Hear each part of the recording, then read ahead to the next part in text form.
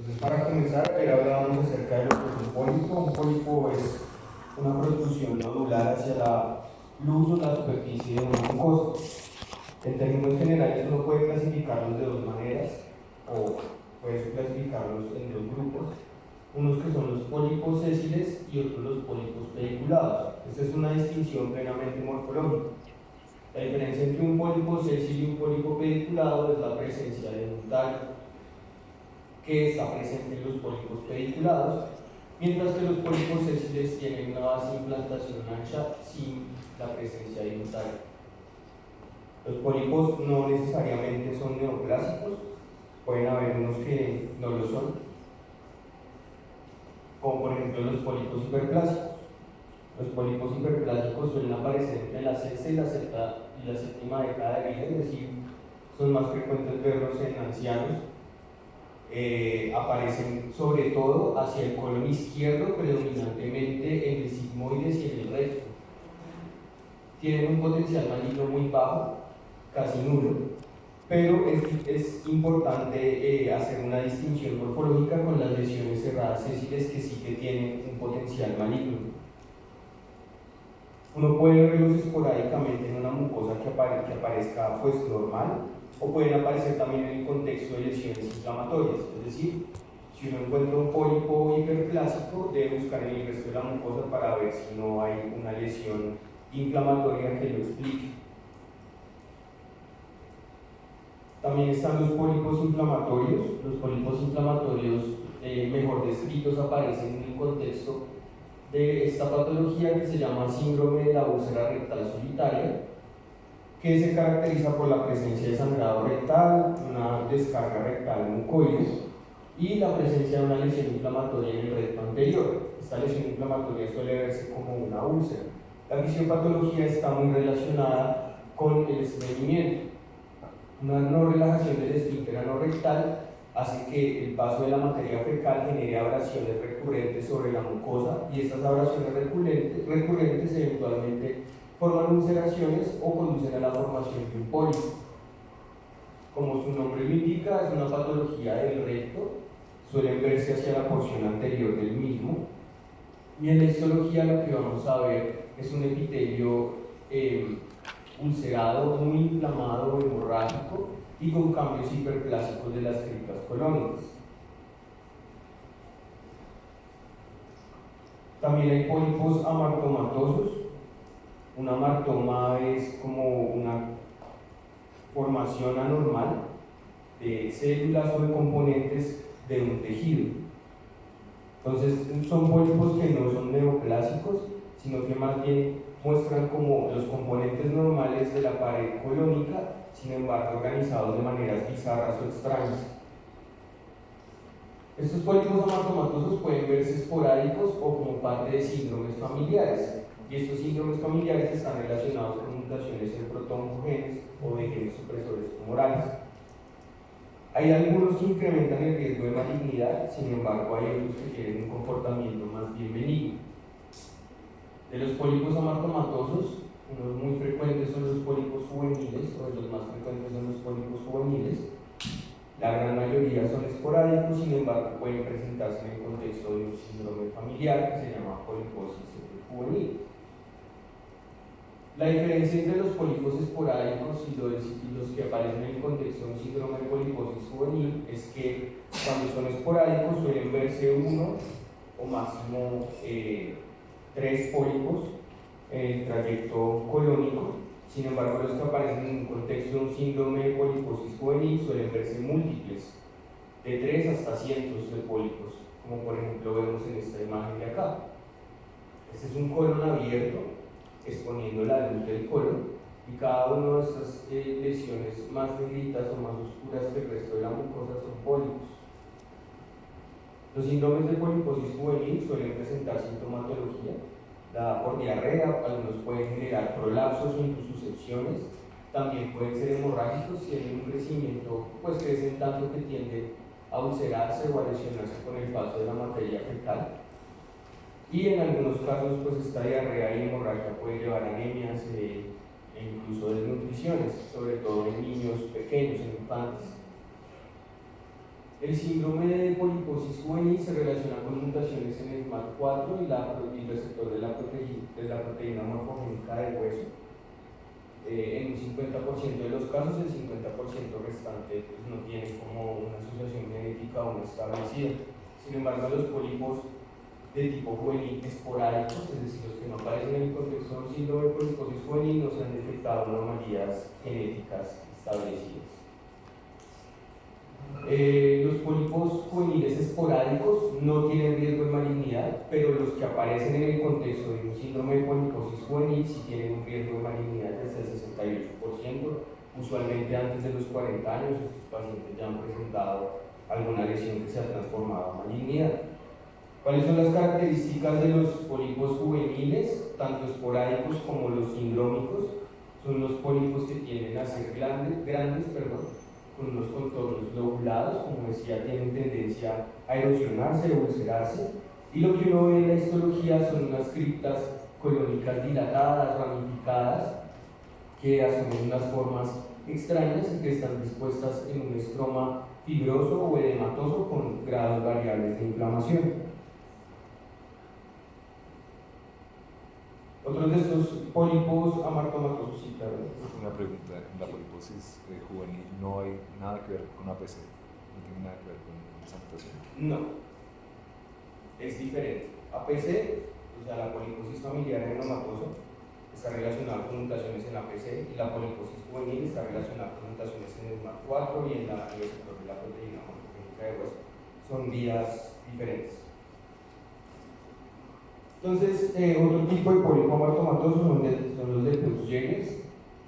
Estos sí aparecen en el contexto de un síndrome familiar que se llama el síndrome de Peutz-Jeghers, como su nombre lo indica, y que se caracteriza por la presencia de pólipos que tienen histología de Peutz-Jeghers. Estos pólipos tienen una histología característica que ya la vamos a revisar, y adicionalmente se relacionan con hiperpigmentación en piel y mucosas. Son unas manchas que se distribuyen predominantemente en la mucosa oral, en las encías, en torno a las narinas, también en las manos y en la región anogenital. La diferencia con las pecas, que pues, son muy similares, es que estos tienden a tener un tono más negruzco a azulado y pues aparecen o comprometen también las mucosas. El síndrome de Peutz-Jeghers es un desorden autosómico dominante, se presenta hacia los 11 años y tiene un alto riesgo de malignidad, hasta el 40%, y la mayoría de los pacientes a los 50 años ya han desarrollado un adenocarcinoma, pues si no es tratado. Estos pacientes adicionalmente tienen riesgo de malignidad en otras localizaciones. Por ejemplo, al nacimiento hay riesgo de desarrollar tumores de cordones sexuales. En pacientes escolares hasta los 9 años pueden aparecer tumores gástricos y del intestino delgado. En adolescentes y adultos jóvenes aparecen tumores de colon, páncreas, mama, pulmón, tracto genital femenino.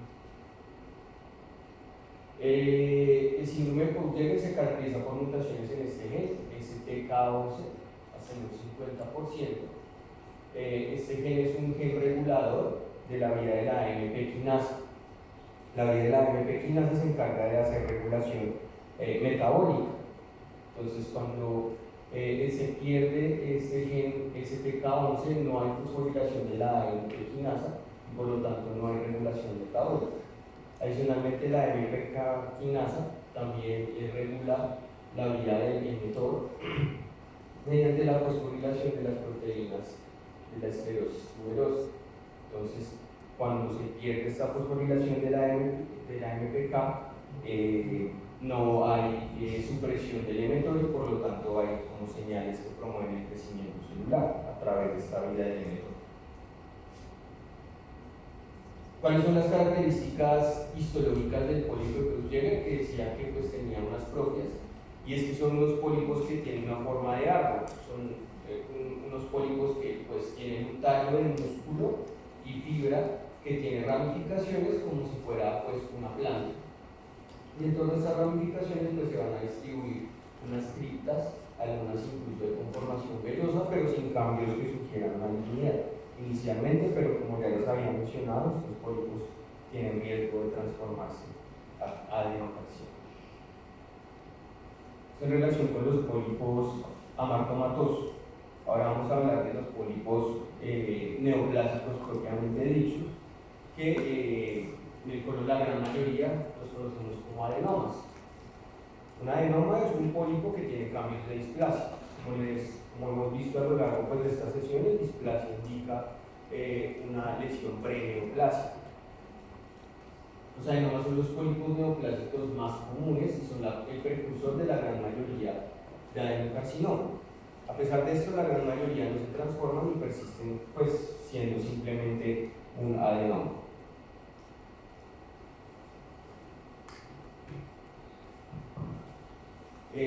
Dado que estas lesiones son fácilmente detectables mediante colonoscopia, su resección antes de la transformación presenta como una oportunidad muy grande para tamizar y prevenir la aparición de cáncer de colon. Y de hecho, lo que se recomienda internacionalmente es que a partir de los 50 años todos los pacientes sean sometidos a una tamización de cáncer de colon. Cuando estén viendo atención primaria, pues van a ver cómo se hace, pero en Colombia lo que hacemos es en pacientes con riesgo estándar utilizar un test de sangre oculta en heces, pero en pacientes que tienen alto riesgo, por ejemplo los que tienen antecedente familiar de cáncer colorectal, que están en el contexto de algunos de estos síndromes polipósicos, suele hacerse colonoscopia. La edad de inicio de la colonoscopia pues va a variar dependiendo del contexto del paciente. Por ejemplo, si un paciente tiene antecedente familiar, se le empieza a hacer colonoscopia 10 años antes del caso de la aparición del cáncer en el caso más joven.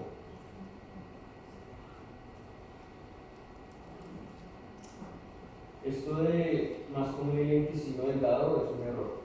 Los adenomas aparecen más en el colon. Entonces, para que lo anoten, por si le tomaron un poco.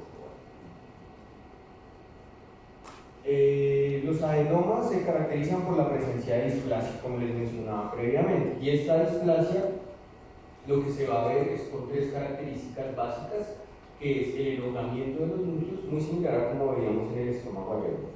Elongamiento de los núcleos, es decir, los núcleos asumen como una forma cigarrada, hipercromasia nuclear, es decir, los núcleos se ven más moraditos y tienen a veces pseudoestratificados. Comparémoslo con este colon, nuestra mucosa colónica normal, en la cual vemos unos núcleos más bien redonditos, todos como apilados, pseudoestratificados hacia la membrana básica. Macroscópicamente pueden ser sésiles o pediculados, es decir, pueden tener o no pedículo, y se ven como de una superficie aterciopelada o como si fuera la superficie de una fresa. Pueden medir hasta 10 centímetros. A mayor tamaño, mayor riesgo de que haya malignización de este pólipo o de que haya malignidad ya establecida en el pólipo. Como les mencionaba previamente, pueden ser pediculados, como en este caso. En el pedículo vamos a ver un tallo que está formado por tejido fibroso, que está vascularizado y que está recubierto por un epitelio que puede no tener displasia. Sin embargo, ya en la cabeza del pólipo propiamente dicha, pues sí vamos a encontrar los cambios de displasia establecidos. Los pólipos sésiles pues, tienen una base de implantación ancha y no tienen un tallo. Los pólipos adenomatosos o adenomas los podemos clasificar en tres categorías dependiendo de la arquitectura que tengan. Pueden ser tubulares, es decir, están conformados por túbulos muy similares a las criptas colónicas normales, pero que tienen algo de alteración en la arquitectura. Si vemos acá, algunas se ven como dilatadas y tienen unas formas que no son las usuales, pero son túbulos al fin y al cabo. También tenemos adenomas vellosos que están conformados por vellosidades, como su nombre lo indica, o adenomas tubulovellosos que están conformados tanto por vellosidades como por túbulos. Esta distinción en la arquitectura es importante porque los adenomas vellosos suelen acarrear un mayor riesgo de transformación. Esto es como un tema controversial porque algunos autores dicen que los adenomas vellosos con más frecuencia se encuentran o tienen mayor riesgo de malignidad dado a que tienden a ser más grandes, es decir, que dependería más bien del tamaño de este riesgo de malignidad. Sin embargo, pues esta categorización es importante informarla. Adicionalmente, además de esta clasificación arquitectural, también los clasificamos dependiendo del grado de displasia que tengan. Hay displasia de bajo y displasia de alto grado. Esto también pues, conlleva mayor riesgo de malignización, la displasia de alto grado. La displasia de bajo grado se caracteriza por las características, valga la redundancia, que ya habíamos estudiado: hipercromasia, pseudoestratificación y elongación nuclear. Y en la displasia de alto grado aparecen alteraciones más notorias en la arquitectura de las glándulas que forman el adenoma. Entonces, ¿qué vamos a ver?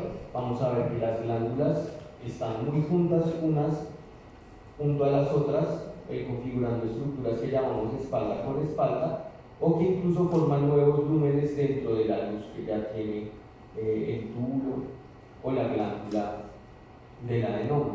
Adicionalmente vamos a ver alteraciones nucleares. Los núcleos ya no se van a ver elongados, sino que se van a ver más grandes, con una cromatina más abierta y con nucleolos aparentes, y también va a haber una pérdida marcada de la polaridad. Entonces ya no van a estar alineados hacia la membrana basal como los vemos acá en esta displasia de bajo grado, sino que van a estar los núcleos tendientes a organizarse hacia las luces o de una forma pues desorganizada. Es lo que llamamos como pérdida de polaridad.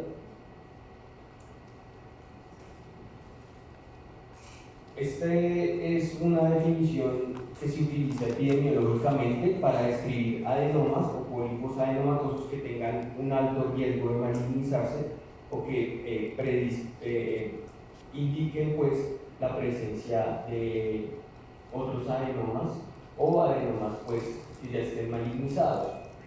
Entonces, ¿qué llamamos un adenoma avanzado? Un adenoma que tenga más de 10 milímetros. A partir de este tamaño es mayor el riesgo de malignidad, es decir, es mayor el riesgo de encontrar adenocarcinoma o de que progrese a un adenocarcinoma.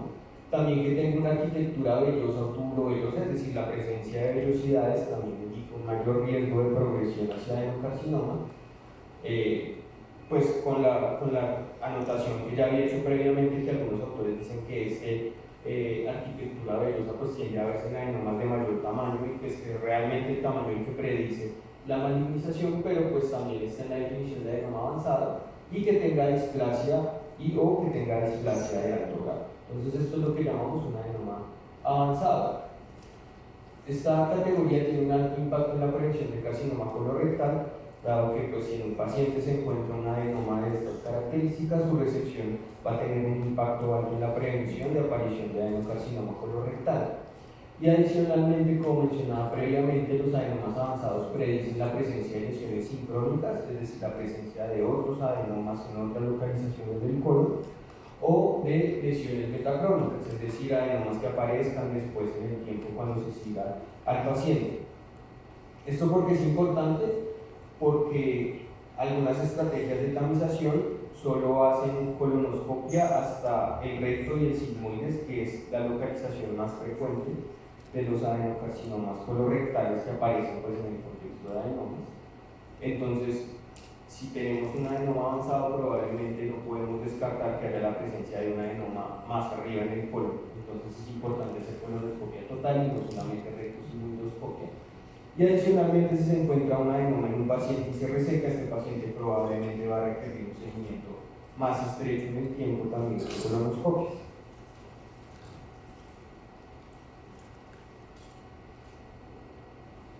Una vez o después de la displasia de alto grado, se ocurren los cambios genéticos hacia la progresión hacia adenocarcinoma, los adenomas van a progresar hacia un carcinoma intramucoso. En el carcinoma intramucoso, el epitelio displásico atraviesa la membrana basal e invade la lámina próxima. Esta incisión de adenocarcinoma o de carcinoma intramucoso más bien indica máxima invasión hasta la muscular de la mucosa. Si atraviesa la muscular de la mucosa e invade la submucosa, eso ya es un adenocarcinoma infiltrante. Es importante porque los adenocarcinomas o los carcinomas intramucosos más bien tienen un riesgo nulo de metástasis, porque en la lámina propia de la mucosa colónica no hay vasos linfáticos y la invasión hacia los ganglios linfáticos ocurre a través de los vasos linfáticos. Pero si el epitelio displásico ya atraviesa la muscular de la mucosa e infiltra la submucosa, como lo mencioné previamente, acá sí que hay vasos linfáticos y aquí sí el riesgo de hacer metástasis es alto. Eso con respecto a los adenomas. No sé si haya alguna duda. Bueno, entonces, otro tipo de pólipo neoplásico son las lesiones cerradas sésiles o adenomas cerrados sésiles. Como mencionaba cuando revisamos los pólipos hiperplásicos al inicio, tienen cierto solapamiento histológico. Sin embargo, hay diferencias. En el pólipo hiperplásico,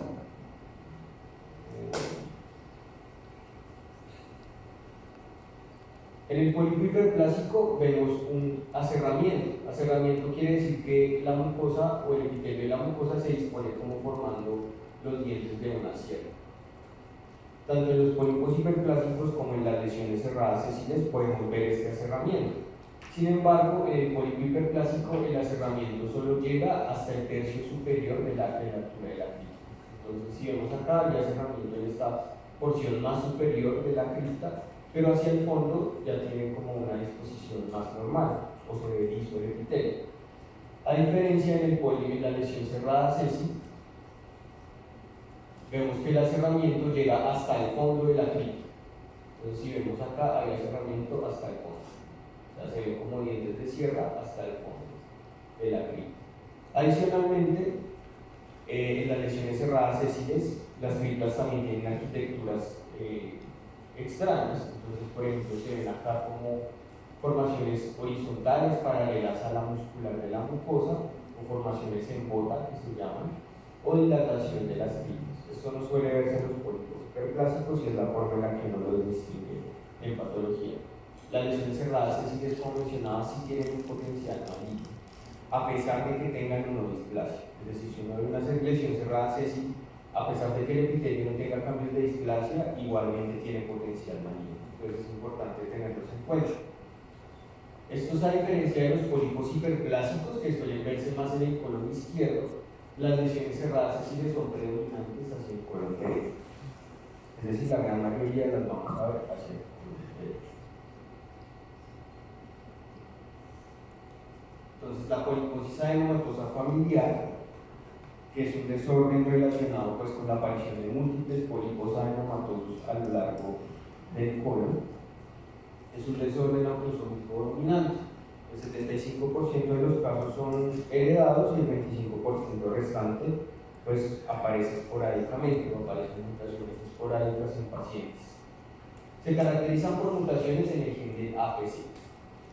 El gen del APC es una proteína o codifica para una proteína que participa en la vía del WNT. Entonces, ¿qué pasa?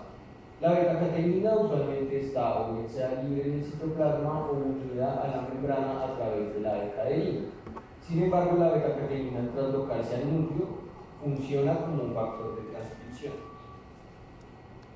¿Cuál es la función del APC? El APC mantiene secuestrada la beta-catenina y promueve su degradación uniéndose a un complejo proteico formado por otras proteínas como la axina, la glucogenosintetasa quinasa y otras. En condiciones normales, cuando ocurre estimulación del receptor FLISD en la vía del WNT, se genera una señal que libera a la beta-catenina del complejo formado por la APC para que ésta pueda traslocarse al núcleo y promover la transcripción de genes que promuevan la supervivencia y la replicación de la célula.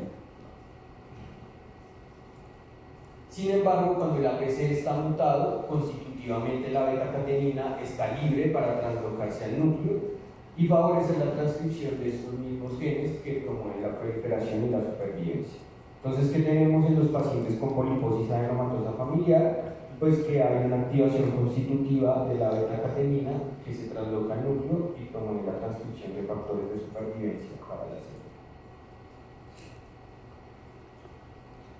¿Por qué se caracteriza la poliposis adenomatosa familiar? Por múltiples pólipos, más de 100. Este es el criterio. Más de 100 pólipos hacen sospechar la presencia de una poliposis adenomatosa familiar.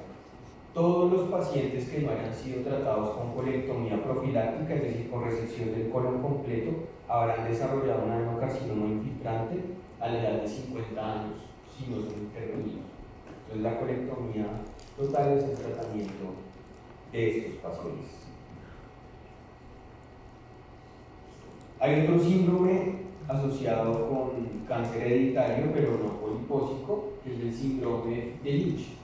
Es un síndrome autosómico dominante y se caracteriza por la presencia de mutaciones en diferentes genes que conforman la maquinaria del Mishmash-Repair, similar a lo que veíamos ayer en adenocarcinoma gástrico con los adenocarcinomas gástricos del tipo y estabilidad microsatélite, que también se caracterizan por mutaciones en estos genes del Mishmash-Repair. Sin embargo, pues este es un síndrome adquirido por línea germinal. Es la forma más común de adenocarcinoma de colon, representando hasta el 2 al 4% de los casos, y suele caracterizarse por la aparición de neoplasias en el colon derecho, similar a la distribución de las lesiones cerradas sésiles que comparten cierta fisiopatología molecular. El síndrome de Lynch se caracteriza no solamente por la presencia de adenocarcinomas en el colon, sino que también predice un riesgo de malignización en otras localizaciones, como por ejemplo el endometrio, que es el segundo sitio en frecuencia para aparición de neoplasias en estos pacientes con síndrome de Lynch, también el estómago, el ovario, el uréter, el cerebro, el intestino delgado, en las vías hepatobiliares, en páncreas y el hígado. Entonces, ¿cómo funciona esta vía del Mishmash-Repair? Entonces, el malapoderamiento de bases del Mishmash-Repair es una alteración que aparece por errores de la polimerasa cuando insertan nucleótidos que no son complementarios al de la hebra. Entonces, por ejemplo, tenemos en este caso una guanina unida con una timina. Es un error de replicación, es decir, están mal apareados. La célula tiene toda una maquinaria para detectar eso, que son las proteínas del Mishmash-Repair. Entonces tenemos un complejo proteico que se conoce como un S-alfa y que está conformado por estos dos genes, por estas dos proteínas, el MSH2 y el MSH6. Ellas dos conforman un complejo proteico que es capaz de censar y detectar estos errores en el apareamiento de las bases. Una vez son detectados, se une otro complejo proteico que se llama MUT-L-alfa, que está conformado por estas dos proteínas, LLH1 y PMS2. Estas proteínas se unen a otras proteínas que son capaces de cortar y de degradar los nucleótidos mal apareados para que después una polimerasa reconstituya la hebra de la forma correcta. Sin embargo, cuando tenemos pérdida en las proteínas en cualquiera de estos genes, MSH2, MSH6, MLH1, PMS2, hay una acumulación de mutaciones secundaria a la acumulación de estos errores en el apareamiento de las bases. Y esto va a generar algo que conocemos como inestabilidad de microsatélites. Los microsatélites son secuencias altamente repetidas, usualmente conformadas por nucleótidos de citosina y guanina, que están presentes en regiones no codificantes, pueden estar también presentes en regiones del promotor o incluso pueden estar presentes en regiones codificantes. Entonces, esta acumulación de errores favorece la expresión de proteínas o la mutación en proteínas que están relacionadas con la supervivencia celular. Y pues hay una gran acumulación de mutaciones, dado que estos microsatélites son las secuencias más abundantes en el genoma humano. Entonces, ya habiendo repasado acerca pues, de los pólipos, las lesiones neoplásicas y no neoplásicas, ya vamos a hablar del adenocarcinoma de colon propiamente dicho, que es una patología que tiene una alta incidencia a nivel mundial. Es la tercera causa de cáncer en el mundo, con alrededor de 2 millones anuales. Y suele verse más hacia países desarrollados, es decir, está concentrada la gran mayoría de los casos en el norte global y en Australia, que son países pues, desarrollados. ¿Cuál es la situación en Colombia? La incidencia en Colombia es de alrededor de 177 por 100.000, ajustado por edad. No es un país con una alta incidencia, sin embargo, sigue siendo, o igual que en el mundo, es la tercera causa de cáncer